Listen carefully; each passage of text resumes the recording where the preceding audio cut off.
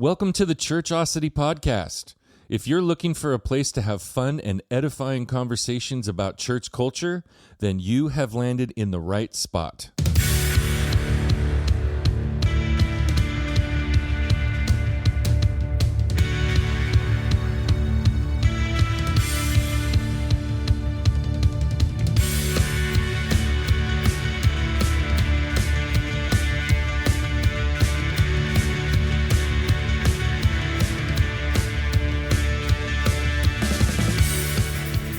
What's going on, everybody?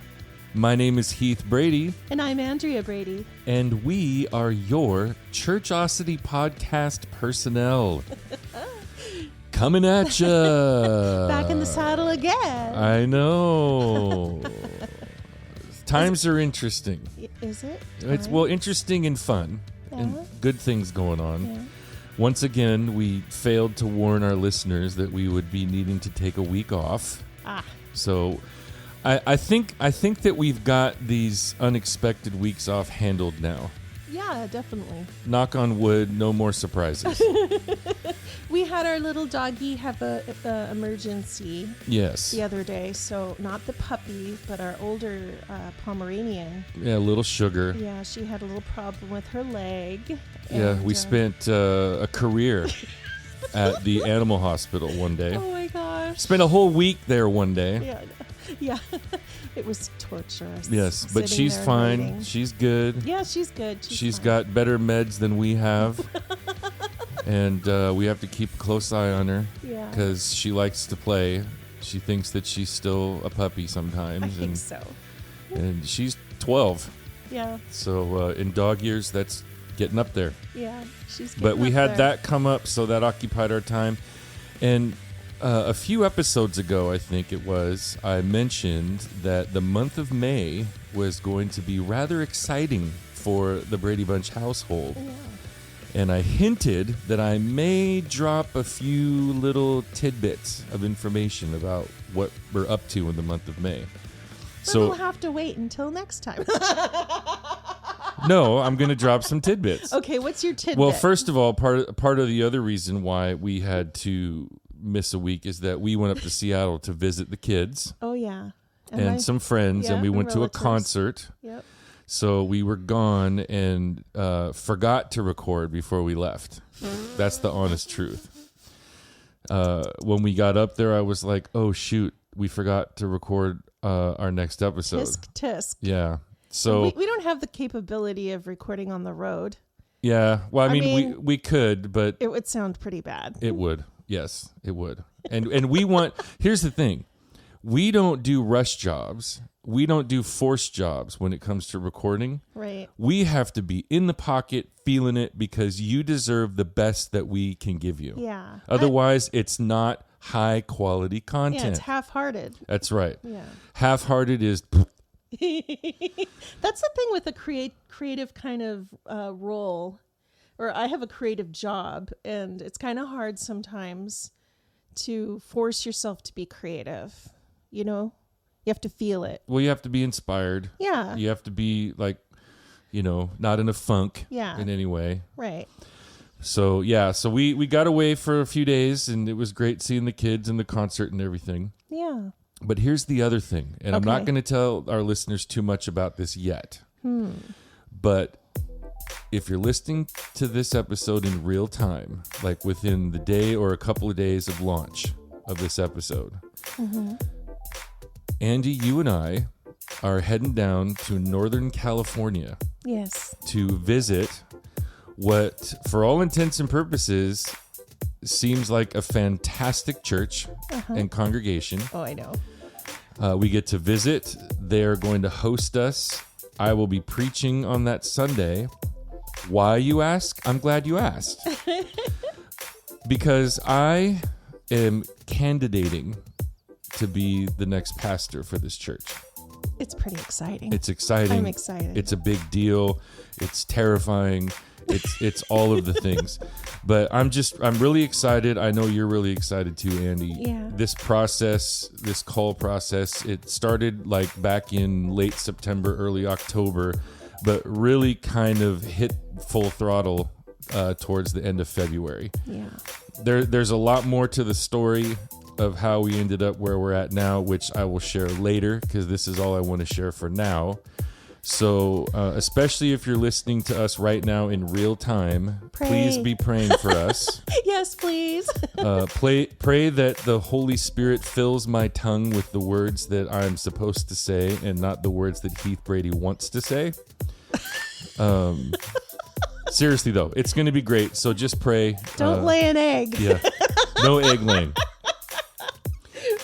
And while we're down there, we're also going to visit some really close family friends of ours too. So it's going to be a good time. I'm excited. And we're not going to leave you hanging with episodes. So we're planning ahead. Yes. We're going to do better. We're going to do what we do good, even gooder. Well, I'm sure everyone is caught up on the Revelation series. They should be. And if not, they can always go back and listen to those. That's very true. Because they're so good. I mean, they really are. I love it. Thank you. Yeah. So yeah, that's the exciting stuff. More to come on that California situation. I know there's a lot of people praying. We could use a lot more. So yes, please. Yeah. Yeah. Other than that, Andy, how are you doing? I'm doing great. Mm-hmm. Yeah. The sun is shining. Oh, isn't this weather ridiculously awesome? It's beautiful. Yeah, I'm feeling good. The frog from my throat is gone. I was going to say, you actually sound like you again. I know. Well, it was allergies, Yeah. and I got some new allergy medicine, so I was waiting for it to kick in. Yeah. And I think it finally kicked in, so I'm very happy. You sound awesome. Thank you. Although the frog is cute. I'm not going to lie. It was hard. I Yeah. mean, trying to push through some of those episodes where I'm froggy. It was weird. Sure. Well, awesome. Well, I need to make a correction. Uh-oh. On our previous episode, we said that on our next episode, we were going to be discussing the problem of evil. And that was the episode that we forgot to record. So we're going to put that episode off for a little while. Okay. Because of timing and things that we have planned. It's still in the works. It's not too far away. It might be a couple episodes from this one. But we're going to talk about something completely different on this conversation, especially because, again, if you're listening in real time, that means that yesterday was Mother's Day. Yeah. So first and foremost, I want to send a special shout out to all of the moms, all of the grandmoms, all of the great grandmoms, all of the moms to be. We love you. Without you, we would not even be here. And we just kind of more or less want to dedicate this episode to our moms.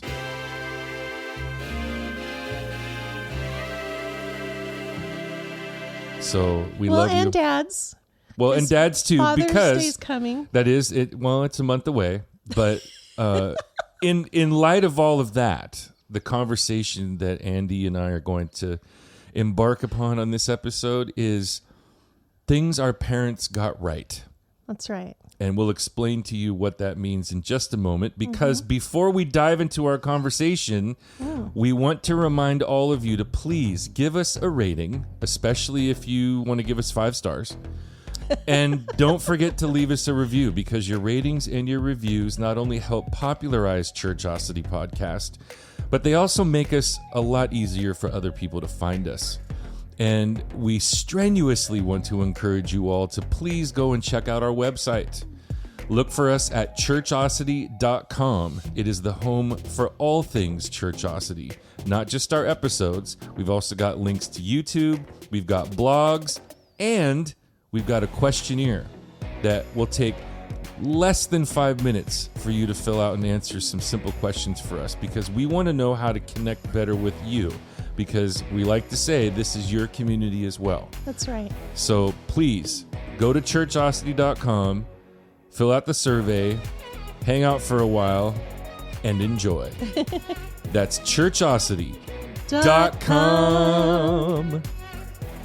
Well, essentially, I just want people to give me some ideas on what they'd like us to talk about. Yes. I mean, we come up with really good ideas, but, We like to hear from our listeners. Yeah, I'm sure our listeners have, like, over the years been like, man, I wish they'd talk about fill in the blank. Well, if you want us to talk about fill in the blank, then fill in that blank for us. You know, we're not mind readers. Duh. We're not mind readers. That's right. All right. So Well, let's dive in. let's dive in. All right. So we're going to have this conversation about things our parents got right. I think that it's safe to say, I don't know if I can speak for everybody, but I think it might be safe to say that most of us, when we get to the point in our lives where we achieve adulthood, and that time period is different for everybody. I appreciate that. Yeah. But when we get to the point where we start thinking about things like marriage and starting a family, a lot of times, especially when we're about to become parents for the first time, there's more so a focus on how I'm not going to be like my parents.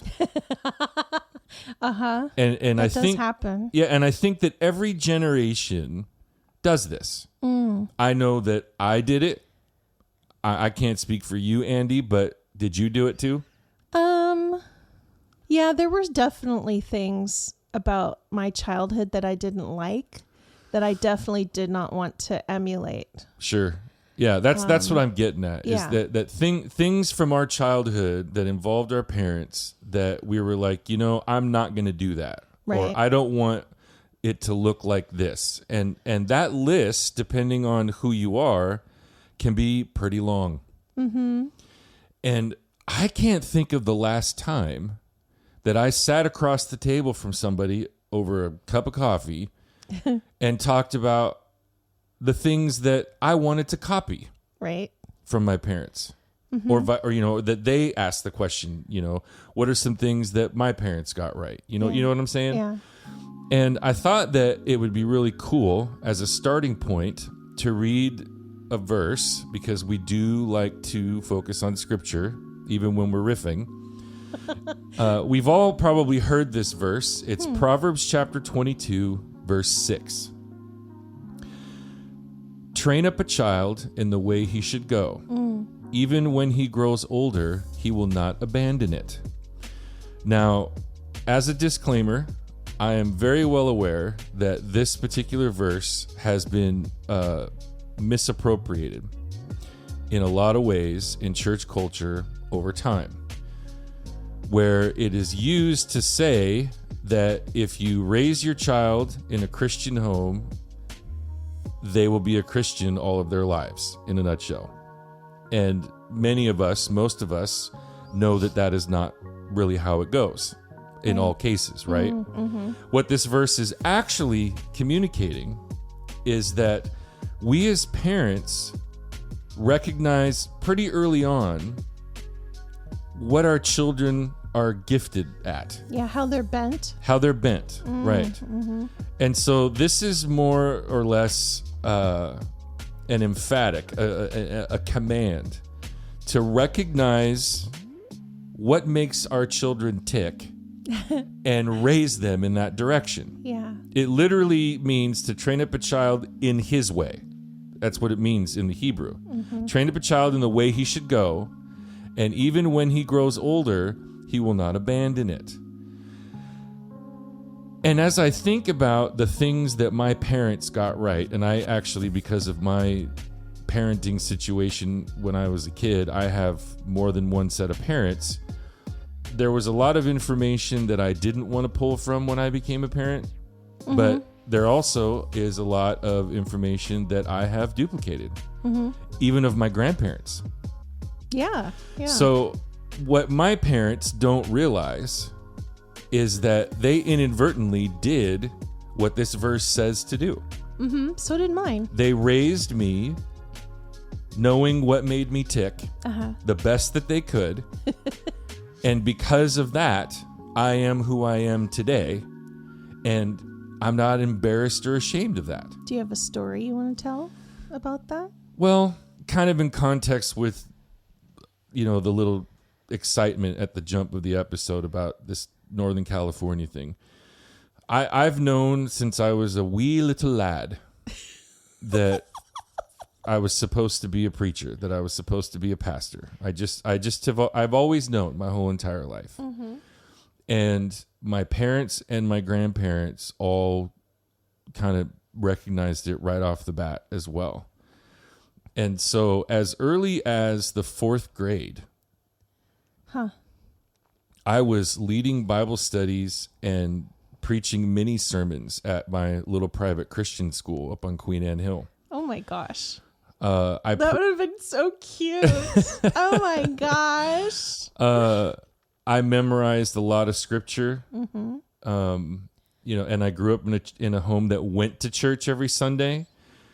So even though that was more along the lines of you go to church on Sunday because that's what people do, mm-hmm. it instilled this importance in my life. It's part of my psychology now that the local church is central to my life. Right. Like that is where I get my fuel, my edification, my fellowship, everything. Mm-hmm. That's my launching pad, if you will. Right. And all of that is because of all of the years growing up, going to church on Sunday and being in Sunday school and hearing the scriptures and memorizing scriptures. Like, for instance, just to graduate from the 2nd grade, Andy, I had to recite the books of the Bible in order and John chapter 3 in the King James translation just to get out of the 2nd grade. Oh, that seems wild. It is wild, but I did it. And you know what? I've known the books of the Bible by heart since I was 6 years old. Yeah. So anyway, that's kind of a little commentary on what that kind of looks like. But the bottom line is that I am the man that I am today.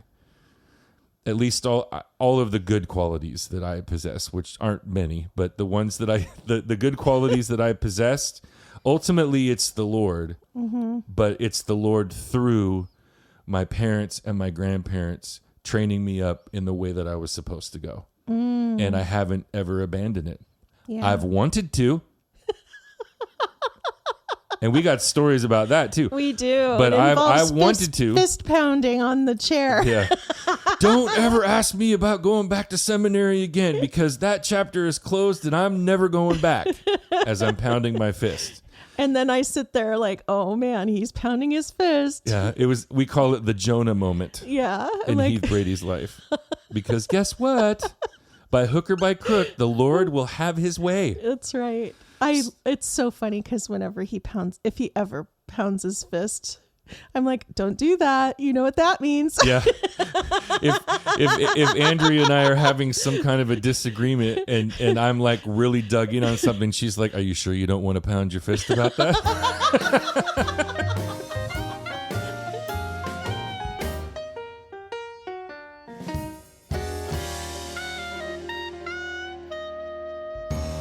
I like how we can make light of things like that, even if in the heat of the moment. Sure. In the, what do we call it? Intense moments of fellowship. That's it. Yes.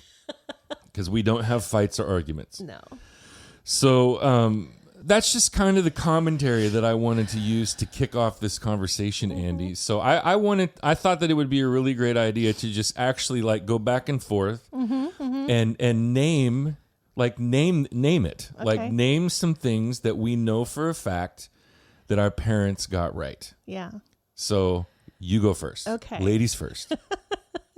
Well, in light of your comment about training you up in the way that you're bent, I was very artistic and I still am, but my parents just really pushed that part of me to different kinds of ways that I could express myself creatively, like with calligraphy, with different drawings. I did cartoon drawings, all sorts of things. And they were always very encouraging. You know, they tried to enter me into contests for art contests and things like that. And if you wouldn't win, your father would say it was rigged.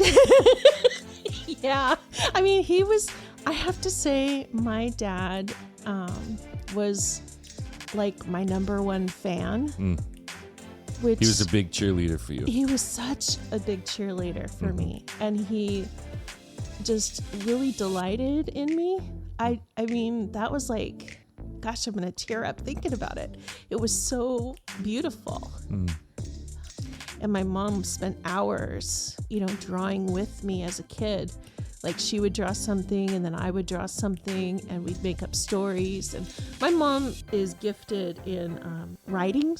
She's a really good writer. She writes poems and she writes stories. So that's her giftedness.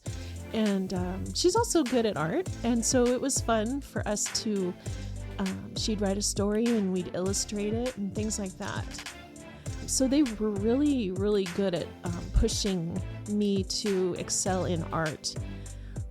And you definitely have. Yes. Well, and fast forward, another thing here, I'm grateful that my father pushed education at a young age. I can remember in first grade, for homework one day, we had to fill out a little sheet that was like a worksheet, like all about me. And it talked about like what I want to be when I grow up. And in the first grade. Yeah. Wow. Where I wanted to go to high school, where I thought I'd go to college, things like that. And I remember this. I mean, I was like 6. Isn't it weird that I would remember this? But anyway, my parents helped me fill it out. And, my parents, especially my father, was always very concerned about me having some kind of a career that made lots of money, right? That was my dad. And so he was like, oh, you should be, why don't you put down architect? Because that's, artistic, but, they make money, Or an engineer. Yeah. Yeah. So I remember writing architect. And he had this idea I was going to go to this certain high school, and then he definitely wanted me to go to this certain college. And so I'd written all those down. And so fast forward, I ended up going to college there. And again, my father was paying for it, and he was very involved. I was his only child. So, he was very involved in my life and wanted to make sure I was, staying the course, getting my degree, not goofing around, not doing anything I shouldn't be doing. And also included, he was pushing me to be a business major. Well, at the time, I was not bent that way at all. And so he kind of was pushing me to do something that I wasn't geared toward. And I found it very, very difficult. I was starting to hate going to school. And I was really stressed out about this. And one day, I was probably like a sophomore in college, like toward the end. And I went to my dad and I was like, Dad, I need to talk to you. I don't want to be a business major. And he's like, oh, well, what do you want to do? I said, well, I want to be an art major. And I was expecting him to have an argument with me. I was expecting him to go off and start talking about, how stupid that'd be, blah, blah, blah, blah. It was the complete opposite. He said, art? Oh, that would be wonderful. You should do that. Mm-hmm. You should do that. You haven't done art for years. You're so good at it. You should do that. And it was so easy. And it was like, wow. And I just appreciated him so much when that happened. And I was so thankful. And then I had a good time the rest of I wanted to get through it and get done and get my degree, but it was way easier. It took a lot of stress off of my life. And I'm thinking, a lot of people get stressed. That's so stressful, trying to please your parents if it's not something that you're inclined to do. Right. And that's why I think that mandate to parents is so important. because if you tune into your child and figure out what they're good at and encourage them and direct them in that direction, then it's just, it's easy.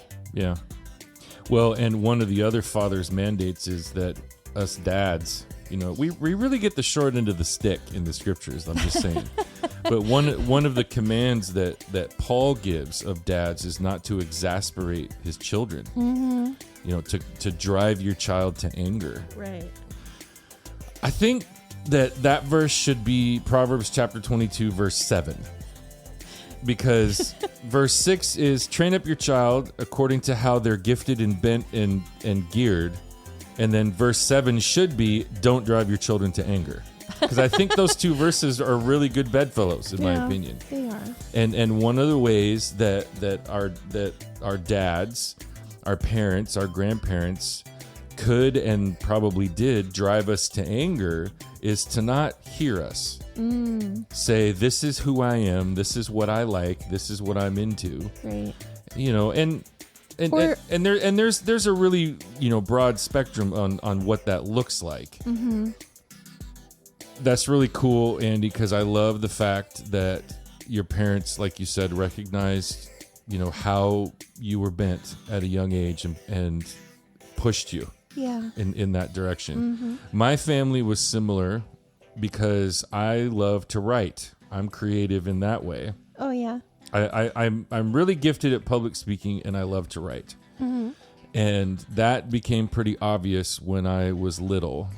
Like, I remember as early as 4 years old, and at Christmas time every year until I was like 12 or 13, something like that. Uh-huh. The place where my grandfather worked would have a big, huge Christmas party, and I would go every year and recite the night before Christmas.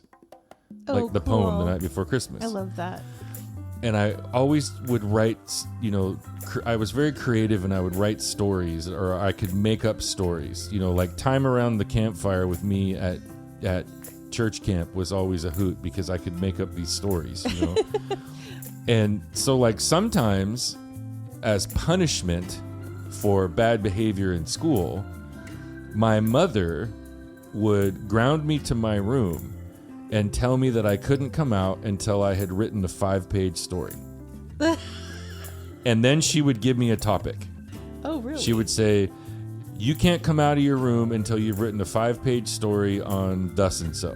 Oh, interesting. And I'd be so mad because, you can't force creativity. So I guess you're going to be there for a while. So I was there for a long time. But I would write these stories, and my mother, my stepdad, like they would read them and they would be like, you should be a writer. Aww. So I think, between my mother, my stepdad, and my grandfather especially, that's a large reason why I like to write, as much as I do now. Yeah. It definitely helps with writing sermons and, prepping for doing prep work for podcast episodes or, whatever. And there's a lot of times where like, Andy, you've come to me and you're like, I don't know what to say. Write something for me. Like you're the creative writer. Come on. Sure. And another thing obviously is sports, especially football. I'm not gifted as much physically as I am mentally in athletics. I mean, I'm a big guy, but I wasn't fast. I was fast for my size, but I wasn't quick.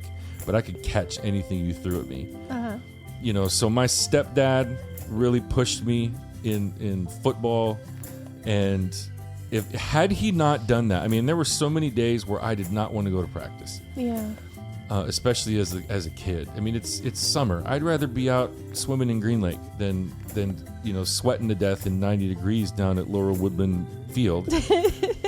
But it also didn't help that some of those years he was one of my coaches, so I had to go. But had my stepdad not pushed me in the way that he did in regards to football, let alone all sports, although he was not a huge fan of baseball, but I played baseball too, I would have never been able to meet people like Bob Cooper, who was my head coach for 2 years as a kid. I would have never have met Fred Sato, who was my high school football coach for 2 years. I would have never met a man named Otis Page, who worked with Young Life as a volunteer and discipled me as a junior and senior in high school.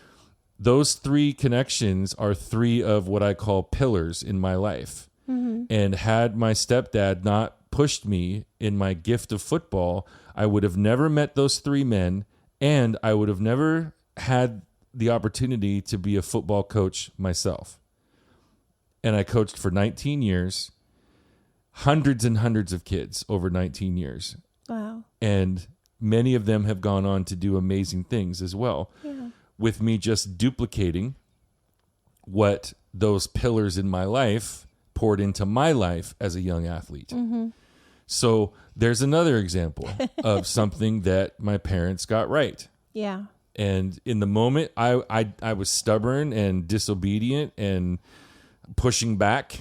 And yet my parents knew, especially my stepdad knew, you're gifted. You need to go. And I didn't just become a good football player. I became a student of the game. Like the ins and outs of the game. And that contributed to me becoming a coach. And it's so funny because the way that I coach football and the way that I pastor are so similar. They're so similar. Right. Because I do both from the vantage point of love, which is what Bob Cooper taught. Right. So thank you, Dad, for that, because that is a large reason why I am who I am today. He definitely got that one right. Yep. Definitely. One more thing that my parents got right: providing for your family. Oh. That was a big deal. Yeah. Big deal. Almost to a fault in my childhood, seeing that with my parents. But it instilled this understanding that you got to take care of your family. You got to take care of your family. Family comes first. Family comes first. And that evolved, for lack of a better term, into Andy, you and I creating this thing we call Home Team. We started it with me and Gabriel, our youngest son, but it became all of us that we're Home Team.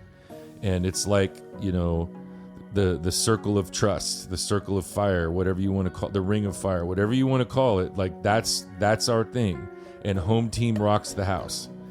And we watch each other's back. We love each other. We care for each other. We provide for each other. And that's all from my upbringing too. So what else you got? Well, there were a handful of times when my dad really gave me some good advice. And one time I was a teenager and I had a job working at a fast food restaurant, and I'd been there for several years. Well, at this point, I'd been there for at least a year. And my childhood nemesis came to work for the same burger joint. Anyhow, I'd already established a core group of friends there. And, when I was a kid in elementary school, this girl and I, we'd got into some fights, and we never really got along that well.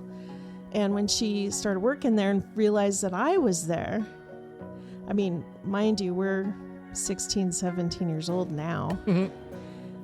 She starts bringing up old stuff, like with my coworkers and talking trash. Okay, I don't need to go into details, but I went home. My friends had told me about it. I went home really distraught because, I wanted to try to get along with her. It was my place of employment. It was a big deal to me. I liked my job. And I went and I told my dad about it. And he forced me to call her and straighten things out over the phone. That was the last thing I wanted to do. I begged and pleaded, and he's like, nope, this is what you have to do. You have to sit down, pick up the phone, and call. Handle your business.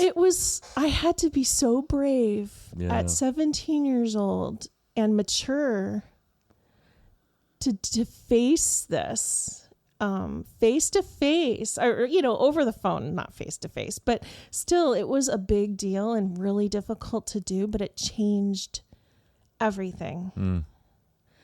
And her and I squashed it over the phone. He told me he gave me an idea of what to say. And I pretty much stood my ground and told her, that what happened in the past happened in the past, and we were kids and we're not kids anymore. And can't we just let bygones be bygones and start over? And we did. And it was cool. And, I wouldn't say that she became a friend, but we hung out a few times and we got along okay. But in all of that, backbiting stopped. But my dad, solved that problem in my life at that moment. But he also taught me by making me do the hard thing and insisting that I do it. It really taught me a lot. It taught me a lot about overcoming my fear. It taught me a lot about standing up for myself. It taught me a lot about being brave. It taught me a lot about how to deal with a bully, especially coming at it the way that I did, the way he suggested. It was just really, it just taught me so much about myself, the doubts that I had about, being able to fix a problem, something that seemed impossible to fix. I could, with my words and by, approaching things in the right way, it really, it was so invaluable. He really taught me a lot in that moment, just with that one example of how to handle a situation. And would it be safe to say that it may have also taught you the importance of resolving an issue like as soon as you can? Yeah. Because it was pretty much right away. Yeah. Immediately. But it's something that had festered for years that went unresolved. Yeah. And it probably needed for the two of you to be older and a little bit more mature to have that conversation in the first place. Yeah, that's good stuff. Yeah. Because in our culture, we just stuff it and vent on the socials. Right. I'm so sure. Man, I tell you what, though, it's a good thing the socials didn't exist when we were kids. Boy. Yeah, we actually had to pick up a telephone and call somebody if we wanted to talk to them. Yeah. That's good. Yeah. That's good stuff. What about you? My grandmother used to have this saying, "Let your light shine." She would say that because, like, my senior year of high school, I lived with my grandparents because my parents moved to a different part of the, like an hour south of Seattle. Oh, yeah. And if I would have moved with them, I would have changed to a fourth high school. So we had this long, rough conversation, and they agreed to let me live with my grandparents my senior year. So every morning, before I left the house to go to school, my grandmother would always say, "Heathy, don't forget to let your light shine." Aww. And it wasn't until probably 10, 12 years ago or so that the memory of her instilling that, like, as part of my daily routine, because every day, "Heathy, let your light shine. Heathy, let your light shine." You and I, Andy, we were at a grocery store, and we were in the checkout, and I don't remember the name of the person that was on their name tag, but I looked at their name tag and I saw their name, and they're like a machine at the checkout, right? They're just like, "Hey, how are you today?" Like, they don't really care. They're just like, scanning their stuff or whatever. And that's part of our culture too. "Hey, how's it going?" "Great." "All right, sweet." We don't really care. It's just blah, right? I don't do that very well. I'm not very good at small talk anyway, but if somebody asks me how I'm doing, I'm going to be like, "Do you really want to know?" Oh, no. Like, that's how real I am. But anyway, in this moment, you and I are at the checkout stand, and I just glanced down at the person's name tag, and let's just say their name was Philip. Mm-hmm. They were like, "Hey, how's it going?" I was like, "Well, Philip, I'm having a great day. How's your day going?" And the shock and maybe terror that came over this young man's face, but his face lit up like a Christmas tree, and he was like, "Wow, sir," which made me feel old. "Wow, sir, thank you for asking." And then he wouldn't shut up about how he was doing. But we're walking out to the car with our groceries, and you look at me and you say, "Honey, it is amazing how you just love to make sure that everybody around you is having a good day." Yeah. You just brighten everybody's day. And it wasn't until that moment that I realized this is also how I'm bent. Mm-hmm. Because for all of my life, and especially my last year of high school, my grandmother said to me, "Don't forget to let your light shine." Aw. And, I love that. As Christians, we talk about being image bearers of Christ, about being light bearers. Mm-hmm. That's kind of what that looks like, I think. Mm-hmm. And, I just, kind of, what is it, unconsciously or subconsciously? Have done that. Yeah. And that's how I was trained up by my grandmother to be that guy. And the reality is that I don't like being in a space that's dark, like emotionally or mentally or even spiritually. Right.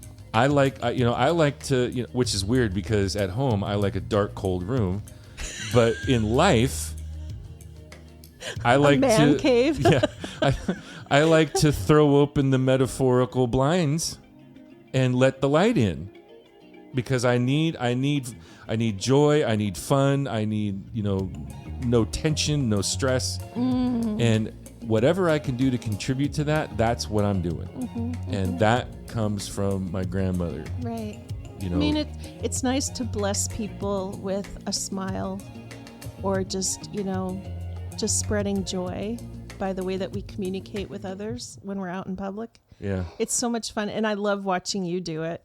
What's funny though is all the years of living in Seattle and nobody talks to each other in Seattle. It's called the Seattle Freeze. Yeah. We moved down here to Salem, and people talk to each other down here. I know. And the first year that we were here, was someone would look at me with a smile on their face. They'd be like, "Hey, how you doing today?" And I'd be like, "Where's my wallet? Where's my keys?"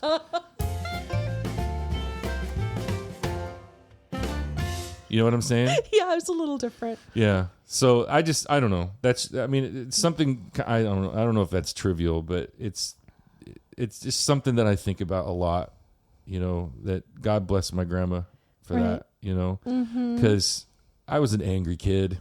I was an angry at the world kid. And that was like the one thing that was bright about me, was that I just wanted to make sure that everybody was okay. I wanted to make sure that everybody was having a good day. And if they weren't, I needed to know how I could help them have a good day. Mm-hmm, mm-hmm. And I think I'm pretty much like that now as an adult. Yeah. So you got anything else, honey?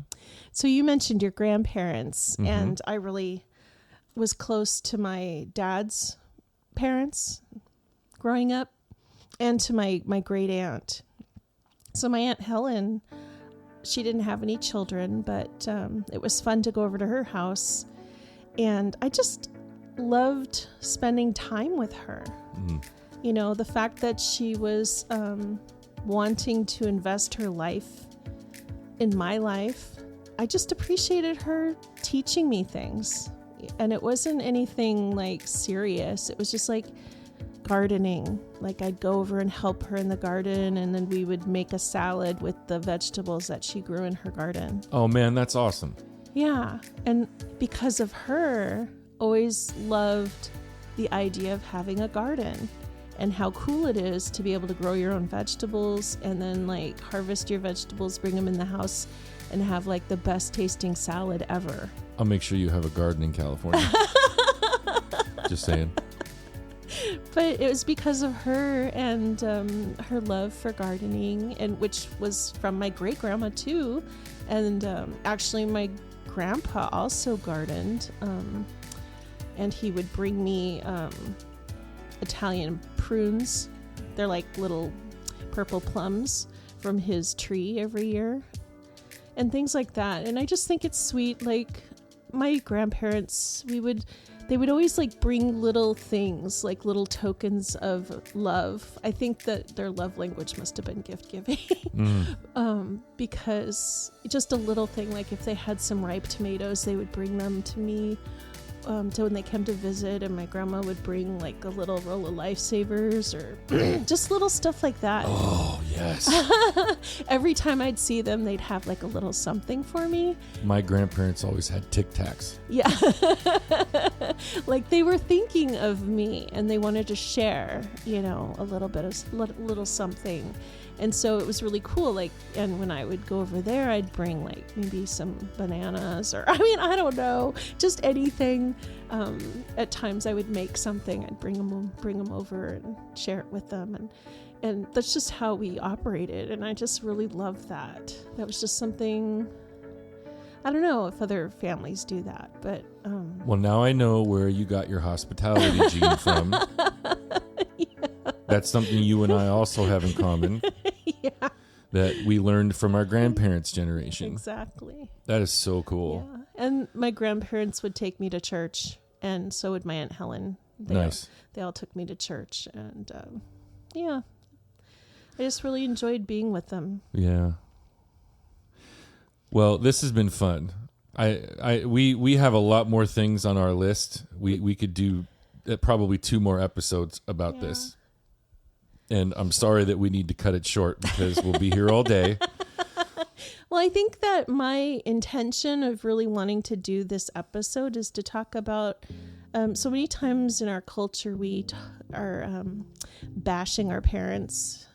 And it's like you were mentioning, it's easy to talk about the things that, you know, we don't want to emulate or duplicate, things that we grew up with that we didn't like, the ways that our parents got things wrong. But I was reading in 1 Thessalonians chapter 5.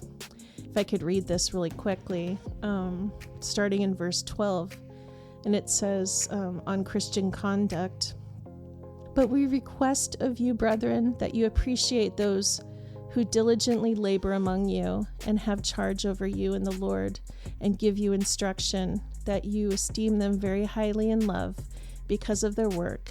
Live in peace with one another."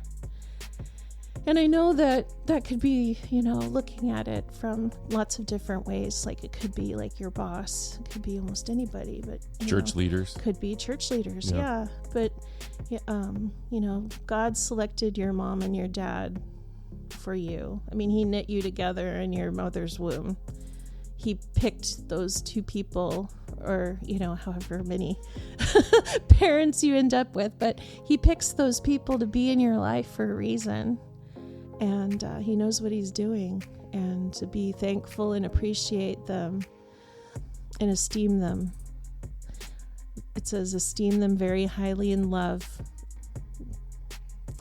My parents weren't perfect. You know, there were a lot of things that they did that I didn't like. A lot of things that I grew up with that I didn't appreciate, or that I don't want to emulate, but I don't want to focus on that. I think, you know, maturity, healing, growth, love, you know, you focus on the things that they did do right. And those things, you know, love covers all sins. And if you focus on the love and the things that they got right, it's a good start. Amen to that. Well, I want to send a special shout out to my bonus mom, Linda Lehman, because she was a major contributor to my journey also in becoming a pastor. Mm-hmm. And along those lines, you know, we just want to say a big, huge thank you to our parents, our step-parents, our grandparents, our bonus parents, all of the men and women who were adults when we were still kids. Thank you for training us up in the way that we should go, because we are older and we haven't departed from it. So we thank you for blessing us with the love of God in the way that you did. And that's all we have to say about that. Thank you for listening to the Churchosity Podcast. Please don't forget to give us a rating and leave us a review. On our next episode, we'll be having a really fun conversation about Pentecost. Over to you, Andy. Be sure to check out our website, churchosity.com, where you can follow us on all the socials, become a Churchosity Patreon, and you could fill out our questionnaire, drop us a message, give us your feedback, because we'd really love to hear from you. Do it. And don't forget to spread the word about the Churchosity Podcast by just simply telling a friend to tell a friend what we're doing here. Yeah, let them be a part of the conversation too. But always remember that the goal of our instruction is love. From a pure heart. And from a good conscience. And a sincere faith. So we thank each and every one of you again for listening, and we look forward to catching you all on the next episode of Churchosity Podcast. Peace.